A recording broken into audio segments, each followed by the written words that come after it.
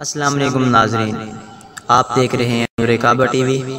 اگر آپ نے ہمارے چینل کو ابھی تک سبسکرائب نہیں کیا تو سبسکرائب کر لیں اور ساتھ ہی دیے گئے بیل آئیکن کو پریس کریں تاکہ ہماری ہر آنے والی نئی ویڈیو آپ تک بآسانی پہنچ سکے۔ بسم اللہ الرحمن الرحیم۔ الحمد لولیہ والصلاة والسلام علی نبیہ وعلی آلہ واصحابہ واہل بیتہ اجمعین، اما بعد فاعوذ باللہ من الشیطان الرجیم۔ بسم اللہ الرحمن الرحیم۔ قل ان صلاتی ونسکی ومحیای ومماتی للہ رب العالمین، صدق اللہ مولانا العظیم۔ اللہم صل علی سیدنا و مولانا محمد وعلی آل سیدنا و مولانا محمد وبارک وسلم تسلیما کثیرا کثیرا۔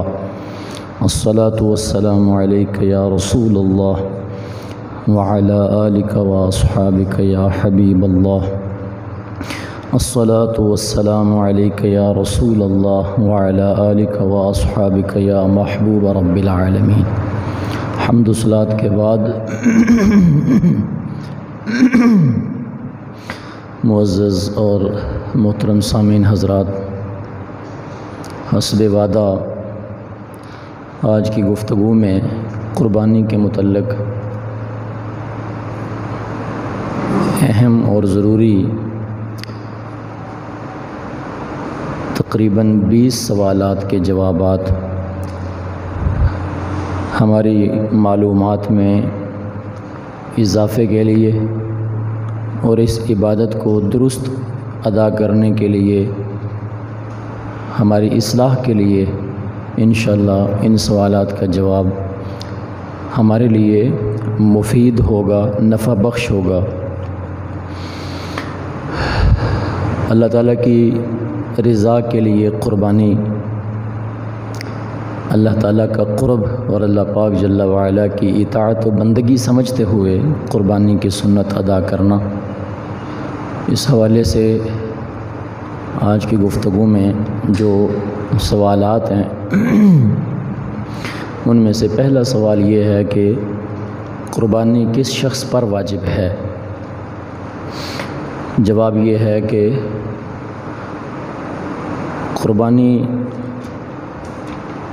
جس شخص پر واجب ہے اس میں تقریباً 5 شرائط کا پایا جانا پہلے ضروری ہے۔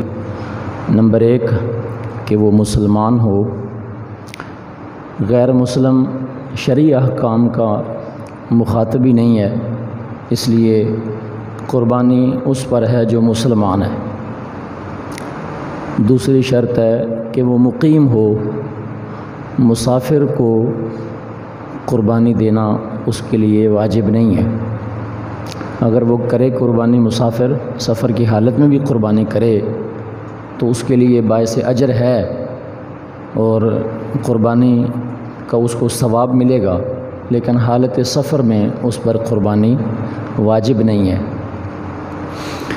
نمبر 3 کہ وہ مالک نصاب ہو، یعنی اگر صرف اس کے پاس ضروریات زندگی کے علاوہ سونا ہے تو سونا 7.5 تولے ضرور ہونا چاہیے، یا پھر اس کے پاس 7.5 تولے سونا نہیں ہے تو 52.5 تولے چاندی ہونی چاہیے، یا پھر کچھ سونا ہے کچھ چاندی ہے جس کو ملا کر اس کی مالیت یعنی اس کی قیمت وہ 52.5 تولے چاندی کی قیمت بن جائے، جو آج کے دور میں تقریباً 40,000 کے راؤنڈ باؤنڈ میں بنتی ہے۔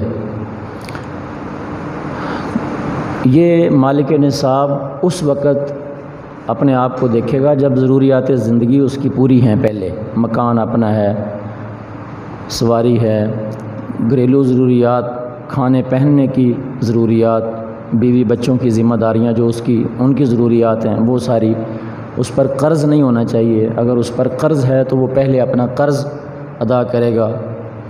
تو ایک قرض ہوتا ہے روٹین میں، کاروباری لین دین میں چلتا رہتا ہے، کسی سے کچھ لینے ہیں، کئیوں کو کچھ دینے ہیں، وہ قرض اور ہے۔ ایک ہوتا ہے کسی مجبوری کے تحت کسی بندے سے قرض اٹھایا، پیسے پکڑے تھے، تو یہاں اس قرض کی بات ہے کہ ایسا قرض اس کے ذمہ نہیں ہونا چاہیے، اگر ہے تو وہ پہلے اپنا قرض ادا کرے۔ اور چوتھی شرط ہے کہ وہ بالغ ہو۔ نابالغ جو بچہ ہے اس پر بھی قربانی واجب نہیں ہے۔ چھوٹے بچے جو نابالغ ہوتے ہیں، تقریباً 18 سال سے پہلے کی عمر، یا بچی کے لیے تقریباً 12 سال سے پہلے کی عمر، تو یہ جو چھوٹے بچے ہیں نابالغ، ان کی قربانی بھی واجب نہیں ہے والدین کے ذمے، اور خود ان پر بھی قربانی واجب نہیں ہے۔ اگر وہ خود اتنے مالدار ہیں بچے، صاحب نصاب، صاحب حیثیت ہیں، ان پر بھی اپنی قربانی واجب نہیں ہے۔ کب تک؟ جب تک وہ بالغ نہیں ہو جاتے۔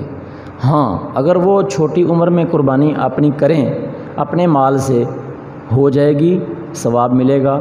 ایسے ہی اگر والدین اپنی چھوٹی اولاد کی طرف سے قربانی کریں، ان کے نام کا حصہ ڈالیں قربانی میں، تو ادا ہوگی اور اجر بھی ملے گا، لیکن یہ قربانی ان پر واجب نہیں ہے، یہ بطور نفل ہے قربانی ان کے لیے، کیونکہ وہ بالغ ہی نہیں ہے ابھی تک۔ پانچویں چیز ہے کہ آزاد ہو، غلام پر قربانی نہیں ہے۔ دوسرا سوال یہ ہے کہ قربانی کے جانوروں کی عمر کیا ہونی چاہیے؟ جواب اس کا یہ ہے کہ قربانی کے جانوروں میں اگر اونٹ ہو تو اس کی عمر 5 سال ہونا ضروری ہے۔ 5 سال سے زیادہ جتنی بھی ہو، صحت مند ہو، خوبصورت ہو، تندرست ہو، توانا ہو، یہ ساری اس کی خوبیاں، اس کے وصف، یہ تو اس کے حسن میں آ گئی چیزیں، اور قربانی کے اعلیٰ اور افضل ہونے میں چیزیں آ گئیں۔ عمر کے اعتبار سے 5 سال سے چھوٹا اونٹ اگر ہوگا تو اس کی قربانی نہیں لگے گی۔ گائے یا بچھڑا، بھینس یا کٹا، ان کی بھی 2 سال سے اگر کم عمر ہوئی تو قربانی نہیں ہوگی۔ 2 سال عمر کا ہونا ضروری ہے۔ 2 سال عمر کا ہونا ضروری ہے۔ بعض اوقات 2 سال کا جانور ہو جاتا ہے لیکن دانت نہیں گرے ہوتے، ابھی دوندہ نہیں ہوا ہوتا، تو اس کے باوجود بھی اگر اعتماد ہو، جس شخص سے آپ خرید رہے ہیں اس نے گھر میں پالا ہے، اس کو اس کی عمر کا کنفرم پتہ ہے، ایسا اعتماد ہو اور دانت بھی نہیں گرا اور وہ بتاتا ہے کہ عمر اس کی پوری 2 سال ہو چکی ہے، تو پھر قربانی ہو سکتی ہے۔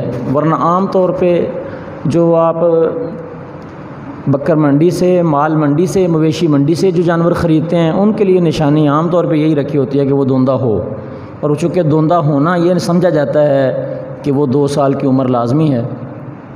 اگرچہ اس میں یہ بھی احتمال ہوتا ہے کہ اللہ تعالیٰ ہدایت دے، بیوپاری حضرات بعض اوقات صرف اس کو بیچنے کے لیے وہ جانور پہ ظلم کر کے دانت توڑ بھی دیتے ہیں۔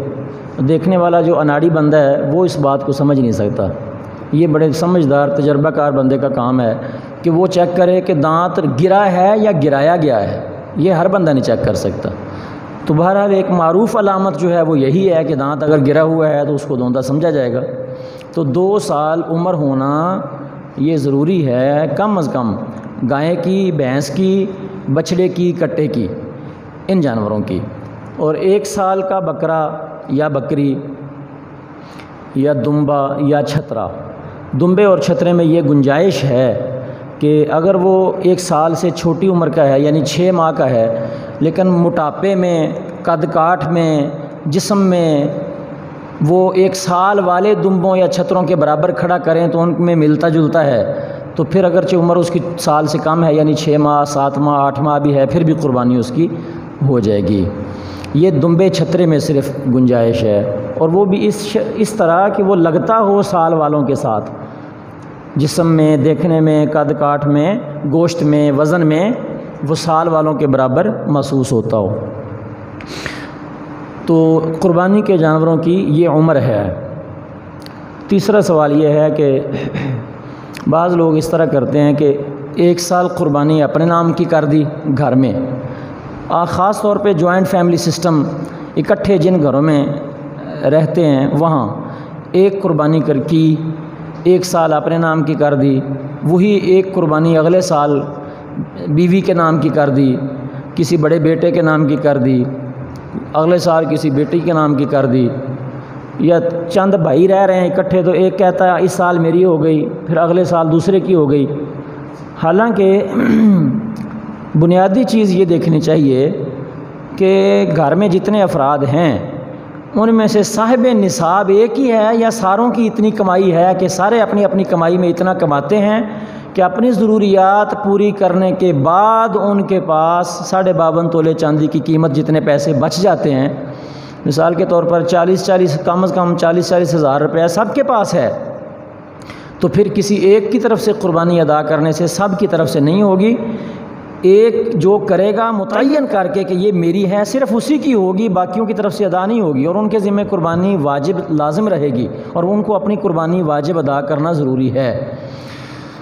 ہاں اگر ایسا ہے کہ وہ سب تھوڑا تھوڑا ہی کماتے ہیں، اتنے نہیں پیسے بنتے کہ اپنی ضروریات پوری کرنے کے بعد وہ اتنے پیسے بچائیں کہ ان کے پاس ہر ایک کے پاس 40 ہزار روپیہ تقریباً جمع ہے، ایسی صورت نہیں ہے، بلکہ جتنا وہ کماتے ہیں ساتھ ہی گھر کے اخراجات میں لگ جاتا ہے، اور گھر کا سربراہ ایک کو بنایا ہوا ہے، سب پیسے لا کے اسی کو دیتے ہیں اور وہ خرچ کرتا ہے، چیزیں لاتا ہے، لینا دینا سارے گھر کے معاملات اس کے ذمے، اس کے سپرد، اس کے ہاتھ میں ہیں، تو پھر وہ ہوا سربراہ۔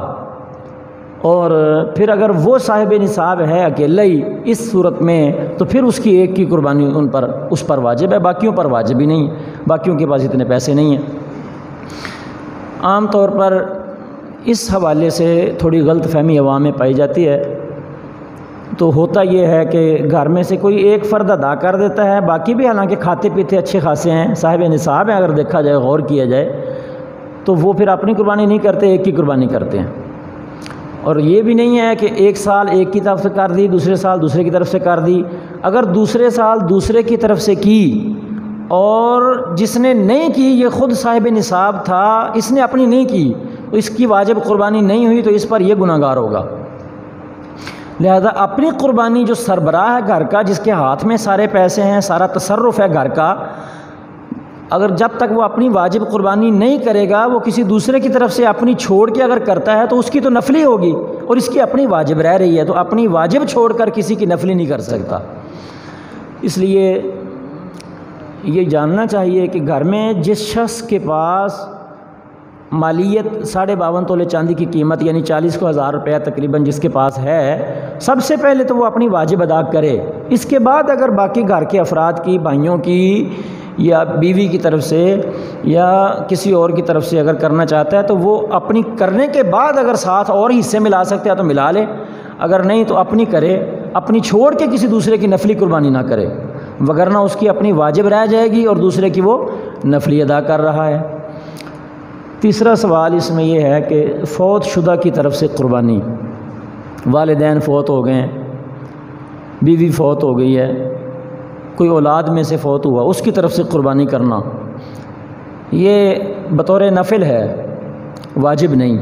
جو شخص فوت ہو چکا اس کی طرف سے قربانی کرنا، اگر اس نے وصیت نہ کی ہو قربانی کی، بعض اوقات یہ ہوتا ہے کہ جانے والا قربانی سے چند دن پہلے یا چند مہینے پہلے یا کسی بھی ٹائم وہ دنیا سے گیا تو وہ وصیت کر گیا کہ میری طرف سے بھی تم نے قربانی کرنی ہے یا ساری زندگی کرتے رہنا ہے میری طرف سے قربانی، یہ ہوگی وصیت اس کی۔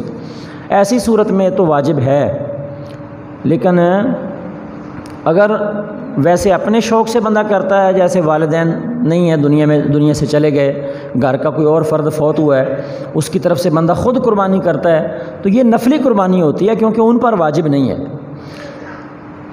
اب اس کے گوشت کے حوالے سے ایک بعض لوگوں کے ذہن میں یہ بھی ہے کہ جو فوت شدہ بندے کی قربانی ہم کر رہے ہیں اس کا جو گوشت ہوگا کیا اس کی بھی تقسیم اسی طرح ہوگی یا اس کی تقسیم یہ ہے کہ وہ سب کو سارا بانٹ دیا جائے، اس میں سے رکھ نہیں سکتے خود؟ تو اس میں جواب یہ ہے کہ جو گوشت اس قربانی کا ہے جو آپ کسی فوت شدہ کے نام کی قربانی کر رہے ہیں، اس کے گوشت کی بھی تقسیم ایسے ہی ہوگی جیسے کہ آپ اپنی قربانی کے گوشت کی تقسیم کرتے ہیں، یعنی اس کے 3 حصے کر لیے، ایک فقراء مساکین کا، ایک دوست احباب رشتہ داروں کا، اور تیسرا حصہ اپنے لیے۔ اس کا بھی طریقہ یہی ہوگا۔ پانچواں سوال یہ ہے کہ کیا قربانی میں عقیقے کا حصہ بھی شامل کر سکتے ہیں؟ مثلا ایک گھر میں بڑا جانور ذبح کیا جا رہا ہے تو گھر والے ایک شخص پر قربانی واجب ہے، باقی 6 حصے بچ جائیں گے، گھر میں سے کسی اور پر واجب نہیں، یا گھر میں سے 2 یا 3 یا 4 لوگوں پر قربانی واجب ہے، ان کے حصے شامل کر لیے قربانی کے، اب باقی 3 یا 4 حصے بچ گئے بڑے جانور کے، تو کیا ان میں جو باقی 3-4 حصے اس بڑے جانور میں ہیں بچے ہوئے، ان میں عقیقے کی نیت ہو سکتی ہے کہ بچوں کا عقیقہ رہتا ہے، چلو یہ 3-4 تو ہوگی قربانیاں، اور اوپر والے 3-4 جو حصے ہیں ان کو عقیقہ بنا لیا جائے؟ یہ سوال ہے۔ اس کا جواب یہ ہے کہ ہاں، قربانی کے جانور میں جتنے حصے آپ قربانی کرنا چاہتے ہیں، جتنے حصے آپ کی قربانی بنتی ہے اتنے حصے قربانی کر لیں، جو حصے باقی رہ جائیں گے ان کو اگر آپ عقیقے کی نیت سے شامل کرنا چاہیں تو آپ ان کو بطور عقیقہ بھی شامل کر سکتے ہیں۔ یعنی بہتر یہ ہے کہ بیٹے کے لیے، لڑکے کے لیے 2 حصے شامل کیے جائیں اور بیٹی کے لیے 1 حصہ، اگر استطاعت ہو، گنجائش ہو۔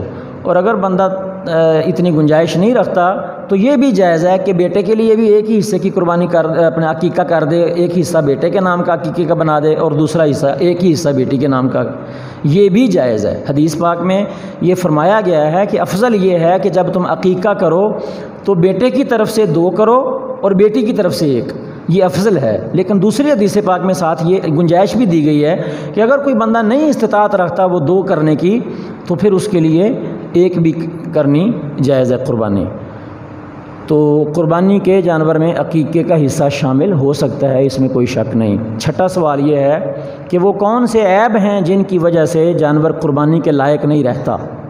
اس میں سن لیں، اندھا جانور، لنگڑا جانور، اتنا لنگڑا کہ جس کا لنگڑا ہو کے چلنا واضح طور پہ عیب نظر آتا ہے، ایسا جانور جس کے کان کا تیسرا حصہ کٹا ہوا ہے، کان مثال کے طور پر 6 انچ لمبا کان ہو کسی جانور کا، اور اس میں اگر وہ 2 انچ پورا کٹ چکا ہے، 2 انچ یا 2 انچ سے زیادہ، پھر وہ عیب دار جانور ہے، پھر اس کی قربانی نہیں ہوگی۔ ایسے ہی اس کے سینگ کی مثال ہے، 1/3 حصہ اگر کٹا ہوا ہے تو پھر نہیں ہوگا، اگر 1/3 حصے سے کم چھوٹا ہے، تھوڑا کٹا ہے، پھر ہو جائے گی، چاہے کان کٹا ہوا ہے، چاہے سینگ ٹوٹا ہوا ہے، چاہے دم کٹی ہوئی ہے، اس کا بھی یہی حساب ہے کہ اگر 1/3 حصے سے تھوڑی دم کٹی ہوئی ہے تو قربانی ہو جائے گی، اگر 1/3 حصے سے زیادہ کٹی ہوئی ہے تو پھر قربانی نہیں ہوگی۔ اس کا ایک اصول فقہا نے بیان کیا کہ ہر ایسا عیب جو کسی جانور کو اس طرح عیب دار بنا دے کہ بیوپاری لوگ جو جانور خریدتے ہیں یا بیچتے ہیں وہ اس کو بطور عیب شمار کریں اور اس کی قیمت کم کریں، کہیں کہ اس میں یہ عیب ہے لہذا اس کے پیسے کم لگیں گے، وہ عیب جو ہے وہ قربانی کے جانور میں اگر ہوگا تو ایسا جانور قربانی پہ نہیں لگے گا۔ اور اگر ایسا عیب ہے کہ جس کو بیوپاری لوگ جو ہیں وہ عیب نہیں سمجھتے، مثال کے طور پر تھوڑی سی دم کٹی ہوئی ہے، وہ اس کو عیب نہیں سمجھتے، اس سے پیسے نہیں کم کرتے، تھوڑا سا سینگ اوپر سے ٹوٹا ہوا ہے وہ اس کو عیب نہیں سمجھتے، کان میں کوئی 1-2 انچ کا چیرا آیا ہوا ہے ایک سائڈ پہ، کٹ لگی ہوئی ہے، وہ اس کو عیب نہیں سمجھتے، لہذا ان عیبوں کے ہوتے ہوئے جانور قربانی کے لائق ہے اور اس کی قربانی ہو جائے گی۔ 7واں سوال یہ ہے کہ کوئی نر جانور ہے، مثلا بکرا ہے، تو اس کا پیدائشی طور پر ایک ہی خصیہ ہے، یعنی آنڈ اس کے 2 ہوتے ہیں، نر ہونے کی جو علامت ہے آنڈ، خصیتین 2 ہوتے ہیں بکرے کے، اگر پیدائشی طور پر کسی بکرے کا ایک ہی کپورا سمجھ رہے ہیں نا آپ، کپورا کھانا مکروہ ہے، مکروہ تحریمی ہے، حرام کے قریب ہے، اس لیے اس کو نہیں کھانا چاہیے۔ تو اگر جو 2 کپورے ہوتے ہیں بکرے کے، اس کے نر ہونے کی علامت کے طور پر، اگر 2 کپورے نہیں ہیں، ایک ہے، پیدائشی طور پر ہی ایک ہے، تو اس کی قربانی ہو جائے گی، ایک کپورا ہے دوسرا نہیں ہے تو قربانی اس کی بھی ہو جائے گی، اور اس ایک کپورے کی وجہ سے ایسا عیب نہیں ہے کہ اس کی قربانی نہ ہو، اس کی بھی قربانی ہو جائے گی۔ 8واں سوال یہ ہے کہ بعض اوقات بیپاری لوگ جن کا کام ہے جانور خرید کے بیچنا یا جانور پال کے بیچنا، تو وہ جانور کے چہرے منہ کا حسن بڑھانے کے لیے سینگوں کو کاٹ دیتے ہیں اوپر سے، یا کاٹ دیتے ہیں بعض اوقات بڑے سینگ، یا پھر وہ ایسا طریقہ اختیار کرتے ہیں کہ سینگوں کو شروع سے جڑ سے نکال دیتے ہیں اور وہ سینگ دوبارہ بڑے ہی نہیں ہوتے، یا اوپر سے رگڑ کر اس طرح ان کو چھوٹا سا بنا دیتے ہیں کہ دیکھنے میں خوبصورت لگیں. یہ جو ان کا طریقہ ہے، کیا اس سے عیب پیدا ہوگا؟ تو اس سے بھی قربانی پہ کوئی اثر نہیں پڑے گا، قربانی ہو جائے گی. قربانی اس کے باوجود بھی ہو جائے گی. دراصل ان سارے عیوب کے جو اصولی قاعدہ ہے وہ یہ ہے کہ جانور قربانی کا جو ہے اس کے اندر جو چیزیں مقصود ہیں، گوشت مقصود ہے، اس میں کوئی فرق نہیں پڑتا. سینگ مقصود نہیں ہے، کان بھی مقصود نہیں ہے، دم بھی مقصود نہیں ہے. ان ساری چیزوں میں اتنا عیب ہو کہ دیکھنے میں برا لگے اور عیب لگے تو پھر قربانی نہیں ہوگی. اور اگر ان میں اتنی کمی ہے یا خامی ہے کہ دیکھنے میں بری نہیں لگتی تو پھر کوئی حرج نہیں، قربانی ہو جائے گی. تو لہٰذا سینگ چھوٹا بھی اگر کسی وپاری نے کیا ہے رگڑ کر یا کاٹ کر، تو اس کے باوجود بھی وہ اس نے خوبصورتی کے لیے کیا ہے، لیکن اس کی قربانی ہو جائے گی، کوئی حرج نہیں. 9واں سوال یہ ہے کہ خنثی جانور جو نہ نر ہے نہ مادہ، اس میں دونوں علامتیں پائی جاتی ہیں، نر والی بھی ہوتی ہیں مادہ والی بھی. بعض جانور ایسے ہوتے ہیں تو ان کی قربانی نہیں ہوتی، ان کی قربانی نہیں لگتے. یہ جانور جس میں نر اور مادہ کی دونوں کی علامتیں پائی جا رہی ہیں، نہ وہ صرف نر ہے نہ وہ صرف مادہ ہے، دونوں علامتیں ہیں اس میں، ایسے جانور کی قربانی نہیں کر سکتے. 10واں سوال یہ ہے کہ بڑے جانور میں کم از کم کتنے لوگ شامل ہو سکتے ہیں؟ زیادہ سے زیادہ تو 7 لوگ شامل ہو سکتے ہیں نا. گائے میں، بھینس میں، کٹے میں اور بچھڑے میں 7 لوگ زیادہ سے زیادہ شامل ہو سکتے ہیں. اونٹ میں بھی 7 لوگ شامل ہو سکتے ہیں، 10 نہیں شامل ہو سکتے. اونٹ میں بھی کتنے لوگ شامل ہو سکتے ہیں؟ 7. 10 نہیں شامل ہو سکتے. تو یہ تو ہو گیا بھی زیادہ سے زیادہ 7 لوگ بڑے جانور میں شامل ہو سکتے ہیں. تو کم از کم کتنے لوگ شامل ہو سکتے ہیں؟ کم از کم ایک بندہ بھی پوری گائے اپنی طرف سے کر سکتا ہے. ایک بندہ پوری گائے کی قربانی اپنی طرف سے ہی کر دے، پورے کٹے کی، پورے بچھڑے کی، یہ بھی جائز ہے. 2 بندے مل کے کر دیں یہ بھی جائز ہے، 3 کر دیں یہ بھی جائز ہے، 4 کر دیں یہ بھی جائز ہے، 5 لوگ مل جائیں یہ بھی جائز ہے. لیکن اس میں اتنا خیال کرنا ہوگا کہ فرض کریں اگر 2 بندے شامل ہوتے ہیں تو حصے کتنے ہوں گے جانور میں؟ 7. کتنے حصے ہوں گے؟ اب 7 حصوں میں سے ایک بندہ 3 ہی حصے کر لے اپنی طرف سے اور دوسرا 4 کر لے. یہ نہ کریں کہ 3.5 میرے اور 3.5 تیرے. 60 نہیں کرنی، پورا حصے کرنے ہیں، چاہے 3 ایک کر لے، 4 ایک کر لے، 5 ایک کر لے، 2 ایک کر لے، وہ اپنے حساب سے جیسے بھی کریں، پورا حصہ رکھنا ہے. 60 نہیں کرنی. اس میں سمجھ آ رہی بات کی کہ جب 7 بندوں سے تھوڑے بندے قربانی کر رہے ہیں ایک جانور میں تو وہ 60 نہ کریں، باقی 2 مل کے کر لیں، اس کو 3 کر لیں، 4 کر لیں، اپنے اپنے حصے مکمل رکھیں. 7 حصوں کو وہ تقسیم کر لیں کہ 3 قربانیاں میری ہیں، 4 تیری ہیں. وہ اپنی نیت کر لیں کہ میری 3 میں یہ نیت ہے، وہ اپنی نیت کر لیں کہ میری 3 میں یہ نیت ہے، ان کی میں نے کرنا. تو لہٰذا بڑے جانور میں کم از کم جتنے بھی شامل ہونا چاہیں، 1 ہو جائے، 2 ہو جائیں، 3 ہو جائیں، 4 5 6 7 تک ہو سکتے ہیں. 12واں سوال یہ ہے کہ بھینس کی قربانی، کٹے کی قربانی بھی جائز ہے. یہ ہر سال قربانی کے موقع پر عام طور پر بلا وجہ ایک سوال اٹھایا جاتا ہے، پھیلایا جاتا ہے، لوگوں کو کنفیوز کیا جاتا ہے کہ کٹے کی قربانی جائز نہیں ہے یا بھینس کی قربانی جائز نہیں. یہ ایک بلا وجہ کا سوال ہے، اس کا حقیقت سے کوئی تعلق نہیں ہے. کثیر التعداد فقہ کی کتابوں میں بھینس کو گائے کی جنس شامل کیا گیا، زکوٰۃ کے مسائل میں بھی، قربانی کے مسائل میں بھی. جس طرح گائے کا کلیئر کٹ حدیث میں ذکر آ گیا، ٹھیک، قرآن مجید میں ذکر آ گیا، تو بھینس جو ہے چونکہ عرب کے علاقے میں اس وقت بھینس پائی نہیں جاتی تھی، اس لیے اس کا کلیئر ذکر نہیں آتا، لیکن یہ جنس اسی کی ہے، گائے کا ہی حصہ ہے. لہذا کٹے کی قربانی کے جائز ہونے میں کوئی شک اور شبہ نہیں ہے. کسی بھی شخص کو تفصیل چاہیے، دلائل کی تسلی چاہیے ہوگی تو وہ جس وقت مرضی آ کے تسلی سے ہمارے پاس دلائل بھی دیکھ لے، چیک کر لے اور اپنی تشفی کر لے. کٹے کی قربانی جائز ہونے میں کوئی شک ہے؟ کوئی شک نہیں، بالکل کٹے کی، بھینس کی قربانی بھی جائز ہے. 12واں سوال یہ ہے کیا اس سال کرونا وائرس کی وجہ سے ایسا ہو سکتا ہے کہ لوگ قربانیاں نہ کریں اور اپنی وہ قربانیوں والی رقم جو ہے وہ غریبوں کی مدد کر دیں؟ یہ سوال ہے. جواب اس کا یہ ہے کہ قربانی ایک عبادت ہے جو اللہ اور اس کے رسول کی طرف سے ہم پہ واجب کی گئی ہے، ہم اس کو اپنے پیمانوں کے مطابق کبھی نافذ اور کبھی ساکت نہیں کر سکتے۔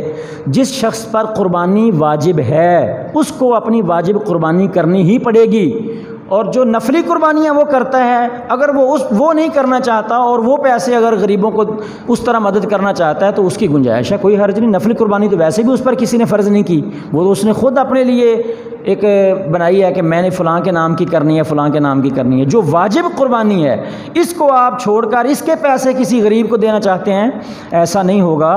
نبی پاک صلی اللہ علیہ وسلم کی حدیث پاک ہے، آپ نے فرمایا قربانی والے دن اللہ کی بارگاہ میں قربانی کے جانور کا جو مال تم خرچ کرتے ہو، یعنی اس کا جو خون بہاتے ہو، اس سے زیادہ محبوب اور اس سے زیادہ پیارا پیسہ تمہارا کوئی ایسا نہیں ہے جو اللہ کی نظر میں اس سے زیادہ افضل اور اعلیٰ ہو۔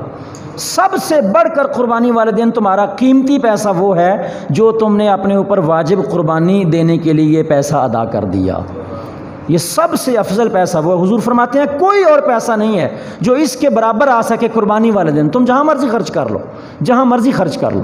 لہٰذا نفلی قربانیاں اگر کوئی چھوڑنا چاہتا ہے ایسی کسی آفت مصیبت کی وجہ سے کہ غریبوں کی مدد کر دی جائے تو وہ چھوڑ دے، لیکن جس شخص پر قربانی واجب ہے وہ اپنی واجب قربانی ضرور ادا کرے گا اور اس کو وہ معاف کروانے کا نہ سوچے۔ اس کے بعد سوال ہے کہ 13واں سوال یہ ہے کہ ذو الحجہ کے پہلے 10 دنوں میں یہ جو بال اور ناخن نہ کٹوانے والا حکم ہے یہ کس کے لیے ہے؟ جس نے قربانی دینی ہے یا جس نے قربانی نہیں دینی؟ یہ اس لیے کنفیوژن پیدا ہوتی ہے کہ احادیث مبارکہ ہیں 2۔ ایک حدیث میں یہ ہے، مسلم شریف کی روایت ہے، آپ نے فرمایا جس شخص کا قربانی کا ارادہ ہو، یعنی جس نے قربانی کی نیت کی ہوئی ہے، اسے چاہیے کہ ذو الحجہ کے 10 دن جو پہلی ذو الحجہ یعنی چاند شروع ہونے سے لے کر جب تک اس کی قربانی ذبح نہ ہو تب تک وہ اپنے بال نہ کاٹے، ناخن نہ کاٹے۔ اب اس حدیث سے یہ پتہ چلتا ہے کہ یہ تو جس کی قربانی ہے اس کے لیے حکم ہے۔ ایک دوسری حدیث پاک میں یہ ہے کہ نبی پاک صلی اللہ علیہ وسلم قربانی کا ذکر فرما رہے تھے اور آپ نے فرمایا کہ یہ جانور ہوتے ہیں قربانی والے۔ تو ایک صحابی نے پوچھا یا رسول اللہ میرے پاس ایک چھوٹا بچہ ہے دودھ پیتا، یعنی اس کی سال عمر نہیں ہے، بکری کا بچہ ہے، تو میں اس کی قربانی کر دوں یعنی چھوٹے بچے کی؟ تو آپ نے فرمایا کہ نہیں، تو ایسے کر کہ تو بھی اپنے بال اور ناخن نہ کٹوانا، قربانی والے جب قربانی کر کے بال ناخن کٹوا تو بھی اس ٹائم کٹوانا، اللہ پاک تجھے بھی پوری قربانی کا ثواب عطا فرما دے گا۔ یہ 2 حدیثیں آ گئیں، اس میں یہ پتہ چلتا ہے کہ یہ اس کے لیے ہے جس کی قربانی نہیں ہے۔ تو دونوں حدیثوں کو ملا کے اگر آپ سمجھیں تو سمجھ میں یہ آئے گی کہ حکم تو نبی علیہ السلام نے یہ فرمایا تھا قربانی والے کے لیے اور ہے بھی اس کے لیے، لیکن جس شخص کے پاس قربانی نہ ہو اور وہ قربانی جتنا ثواب لینا چاہتا ہے اس کے لیے حضور رحمت عالم صلی اللہ علیہ وسلم نے فرمایا تو اس عمل پہ طریقے پہ عمل کر رہے، اللہ پاک تجھے بھی ان کے ساتھ قربانی جتنا ثواب عطا فرما دے گا۔ کیا سمجھ لگی بات کی کہ دونوں کے لیے یہ برکت رکھی گئی ہے، دونوں کے لیے یہ اجر اس کا بیان کر دیا گیا ہے، جو بھی شخص اس پہ عمل کرے گا وہ اجر کا مستحق ہے۔ وقت ہو چکا لیکن سوال ہوئے ہیں 13۔ 14واں سوال یہ ہے کہ آسٹریلوی نسل کی گائیاں ہیں کچھ گائے، ان کی بھی قربانی جائز ہے؟ جی ہاں، ان کی بھی قربانی جائز ہے، کوئی حرج نہیں، کیونکہ ان کی افزائش نسل کا طریقہ جو ہے وہ ہوتا ہے انجیکشن رکھواتے ہیں، گائے کو حاملہ کرنے کے لیے انجیکشن رکھواتے ہیں، اس لیے شک پڑتا ہے کہ کیا جائز ہے؟ بالکل جائز ہے، کوئی حرج نہیں، اس کی بھی قربانی ہو سکتی ہے، کیونکہ جانوروں کی نسل ماں کی طرف سے چلتی ہے۔ جانوروں کی نسل جو گنی جاتی ہے، جو مانی جاتی ہے، جو سمجھی جاتی ہے، وہ ماں کی طرف سے ہوتی ہے۔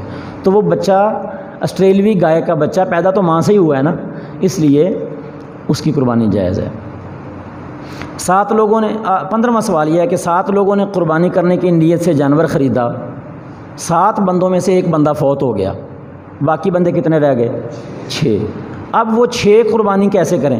ان کے لیے یہ ضروری ہے کہ وہ اس فوت ہونے والے کے وارثوں سے اجازت لیں۔ فوت ہونے والے شخص کے وارث اگر اجازت نہ دیں تو ان 6 میں سے بھی کسی کی قربانی نہیں ہوگی۔ وہ ان سے اجازت لیں اور ان سے اجازت لے کے پھر اس کے نام کی قربانی کریں۔ وہ اپنی وراثت میں سے استحسانی طور پر وہ اپنی وراثت میں سے استحساناً وہ اجازت دے دیں کہ ہم اجازت دیتے ہیں کہ تم اس کی قربانی کر دو، وہ اجازت دے دیں گے تو ان سب کی قربانی ہو جائے گی۔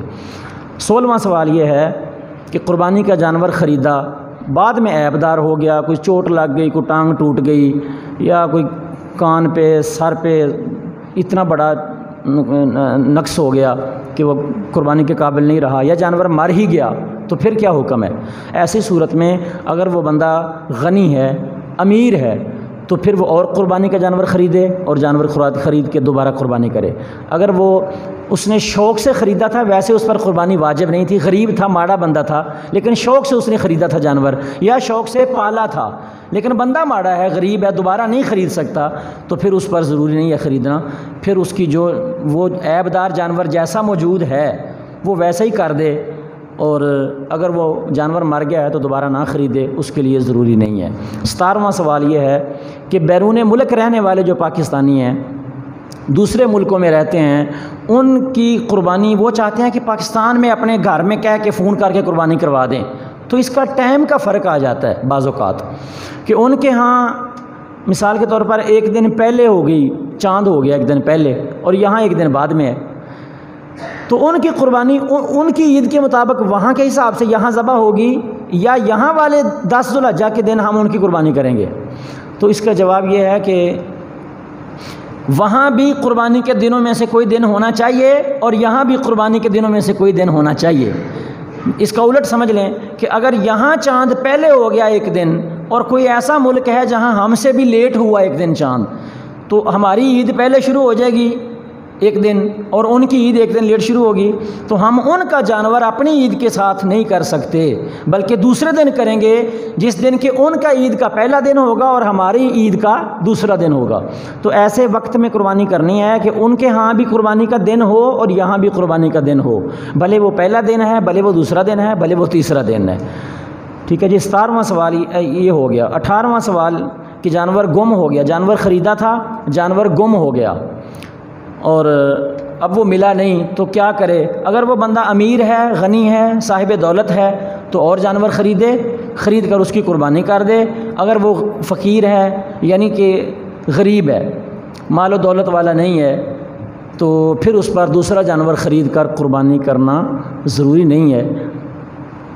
اگر اس نے خرید لیا دوسرا جانور بھی، تو پھر اس پر اس کی قربانی کرنا ضروری ہے، اور اگر بعد میں دوسرا جانور بھی مل گیا تو پھر بھی ان دونوں کو، چاہے امیر ہے چاہے غریب، اس دوسرے جانور کی بھی قربانی جو ہے وہ غریب کے لیے تو کرنا ضروری ہے، جو دوسرا امیر شخص ہے اس کے لیے ضروری نہیں کہ وہ دوسرے کی بھی لازمی کرے۔ اس نے چونکہ ایک گم ہو گیا تھا، دوسرا خرید کے کر دیا، پہلا پھر مل گیا، تو پہلا اب اس کی مرضی ہے، کرنا چاہے تو کر دے، نہ کرنا چاہے تو نہ کرے۔ 19واں سوال آخری اور 20واں اس کے بعد آخری۔ 19واں یہ ہے کہ تکبیرات تشریق کس دن شروع ہوں گی؟ نمازوں کے بعد 9 ذو الحجہ کی فجر کے وقت شروع ہوں گی، اور 13 ذو الحجہ کی عصر کی نماز تک جاری رہیں گی۔ ہر نماز کے بعد اونچی آواز سے 1 مرتبہ کہنا پوری تکبیرات یہ واجب ہے، اور 3 مرتبہ پڑھنا یہ افضل ہے 3 مرتبہ، اور 1 مرتبہ کم از کم پڑھنا واجب ہے۔ اللہ اکبر لا الہ الا اللہ واللہ اکبر وللہ الحمد۔ 19 سوال ہو گئے۔ 20واں سوال، کس دن شروع ہوگی تکبیرات تشریق بھلا؟ 9 ذو الحجہ کی فجر سے، اور